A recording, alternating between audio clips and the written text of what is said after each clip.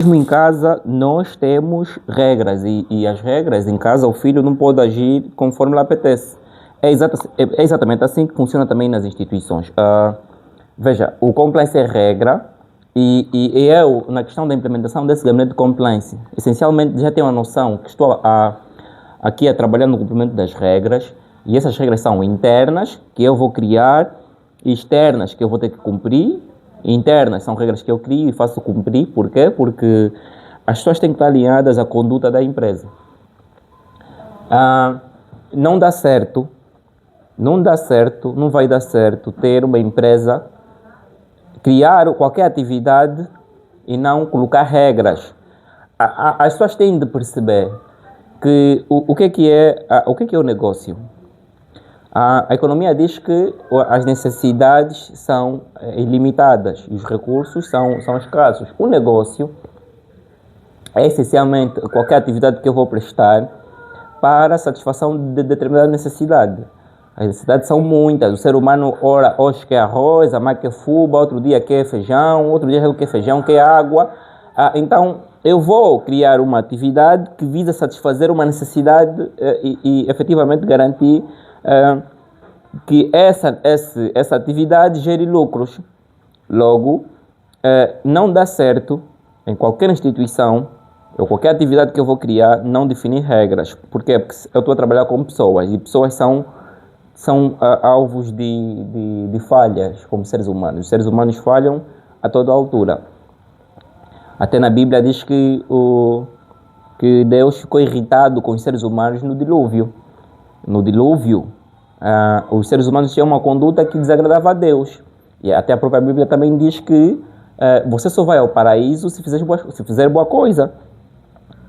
Se fizeres boa coisa, vai ao paraíso. Se andares no caminho da esquerda, vais para o inferno. Logo, Deus também define conduta para o ser humano. O ser humano não pode pensar que a existência dele aqui na Terra lhe dá o direito de agir conforme lhe apetece.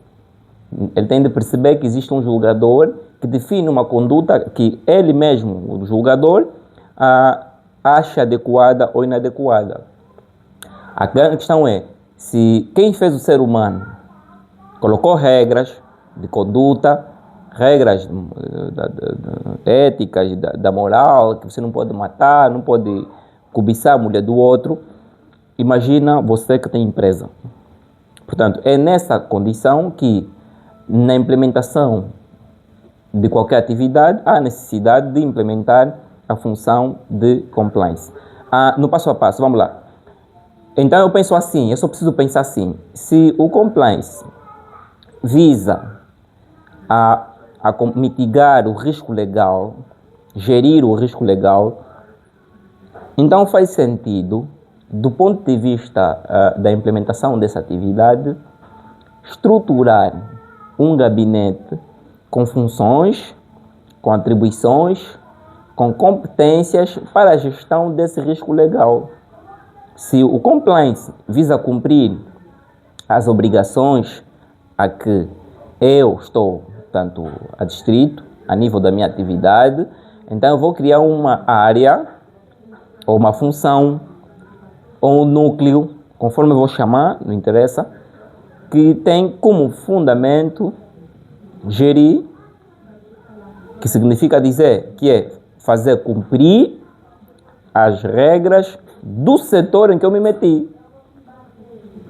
E assim como o ser humano, as empresas não podem nascer e achar que vendem o que lhes apetece, ao preço que lhes apetece. Então, existe uma regra em qualquer passo, em qualquer ação que eu vou dar a nível da minha atividade, existe uma regra. E essa regra, ela vai incidir sobre qualquer aspecto da atividade do negócio da minha instituição. Pode ser preço, pode ser, portanto, comunicação, pode ser a própria questão da conduta do mercado, a transparência. Veja, os bancos são obrigados a colocar determinadas informações e torná-las públicas nos seus sítios de internet. Isto é uma regra. O banco não pode ser criado e depois os sócios, acionistas, sei lá, acharem que eles podem trabalhar conforme lhes apetece. Não, tem regras. Por quê? Porque o BNA ou outro regulador como Deus vai definir regras claras para essa instituição. É aqui onde surge, na metodologia de identificação do risco legal, uma função específica estruturada que vai, dentro do compliance, tratar esse problema. Por quê? Porque, do ponto de vista funcional, para cumprir uma regra, às vezes, há necessidade de criar outra regra. E tem que ter uma equipa específica dentro do compliance que vai efetivamente garantir que as regras sejam cumpridas. Então eu vou chamar essa função específica de compliance ou a área regulamentar. Eu vou estruturar, implementar o gabinete de compliance. E eu posso, dentro do gabinete de compliance, dentro da direção de compliance, como tem um departamento, por exemplo, das finanças, né? Nós temos muitas direções, direção de finanças e tudo mais, que têm responsabilidades tributárias. Dentro das finanças tem, às vezes, contabilidade, tem a própria finanças, é exatamente assim. No compliance, eu vou criar uma estrutura funcional que tem uma função-chave que tem a ver com a questão do cumprimento regulamentar, que eu vou chamar de área regulamentar. Essa é a área, uma das áreas mais importantes, ou se calhar a mais importante a nível do compliance, na minha visão, porque, fruto da minha experiência, quando você ouve falar do branqueamento de capitais, quando você ouvir falar de sanções, quando você ouvir falar, portanto, de identificação de risco de cliente, é porque existe uma regra pré-existente, né? Até passar aqui a repetição, existe uma regra que define essas obrigações. Alguém tem de tratar essas obrigações, alguém tem que pegar essas obrigações, transformar ela em algo muito simples,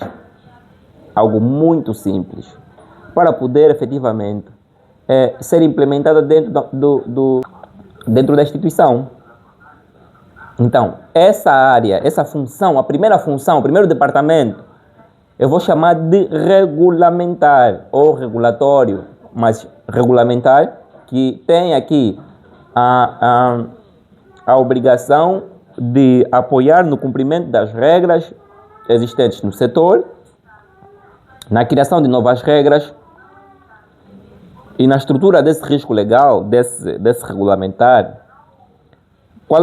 Veja aqui, lembrem sempre, compliance foi efetivamente garantir o cumprimento das obrigações. E há momentos que, para garantir o cumprimento das obrigações, eu devo criar novas regulamentações, novas obrigações a nível interno. Como é que isso vai depois ser efetivamente aqui, pode ser simplificado? Veja, repara nesse detalhe. Nós estamos a combater o branqueamento de capitais. A Lei 5/20 estabelece obrigações para a instituição combater o branqueamento de capitais através da assunção de determinados atos que devem ser praticados a nível interno. Quais? Identificar clientes e um monte de coisas que estão na Lei 5/20. Pronto. Para o cumprimento dessa regra de combater o branqueamento de capitais, da lavagem de dinheiro, eu preciso criar regras internas.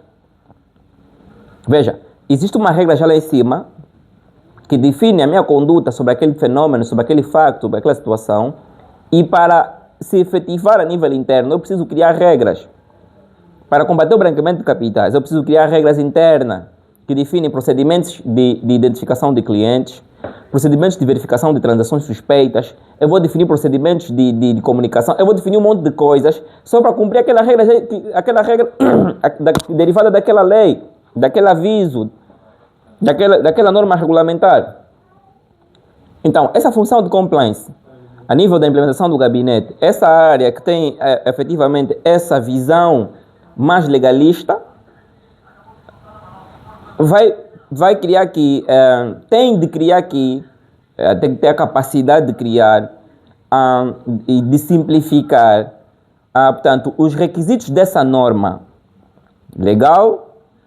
para ser implementada a nível interno.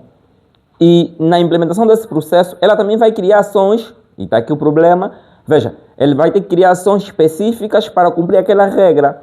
Logo, na estrutura dessa questão regulatória, dessa questão regulamentar, você tem dois momentos. Tem um momento do cumprimento das regras já existentes no setor, que são leis, decretos, avisos, um monte de instrumentos regulatórios que você vai ter de lidar.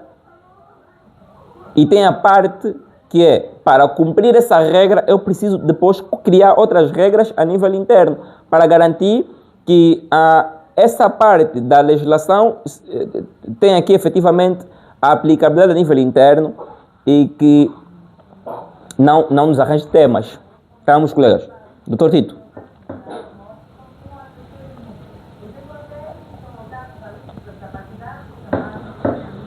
Yeah. Então, veja. Sim, diga. O doutor Alfredo enviou uma SMS no chat. Disse que está a conduzir e parece que está... só vai ouvir, né? Agora, bom, chegamos aqui nessa primeira parte que é... Encontramos o nome dessa área, dessa estrutura que faz parte do compliance. Agora, se já encontramos o nome, já demos o nome, falta lhe criar, portanto, aqui atribuições. Então, dentro portanto, dessa nomenclatura que tem a ver com a gestão do risco legal, eu vou criar aqui ações e vou ter que criar aqui atribuições. As ações fazem parte, quer dizer, as atribuições fazem parte das ações, né? Uma ação tem a ver com a criação de um regulamento que tem a ver com a atribuição. Eu devo criar aqui atribuições. O que são atribuições? É o que ela vai fazer para não ter conflitos, portanto, de competências com as outras unidades orgânicas. Eu devo garantir agora as competências específicas para essa área regulatória. O que ela faz? Que atribuições, porque não existe uma estrutura de conformidade sólida sem a criação de atribuições. E essas atribuições, que fazem parte até do manual organizacional da instituição, deve estar lá o compliance, é uma das funções do controle interno, portanto, que visa garantir a conformidade com as obrigações que estamos expostos, né? E você vai dizer agora que para garantir essas obrigações, eu preciso definir atribuições.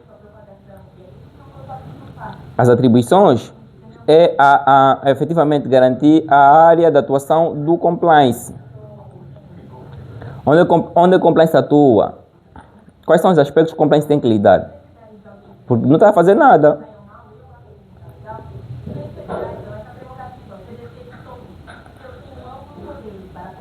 Tá vendo?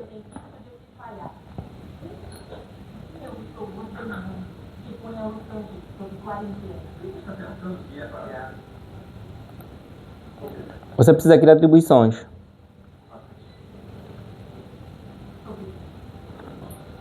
Então, não basta só dizer que temos a estrutura de conformidade. É importante também garantir agora as ferramentas para essa área de conformidade.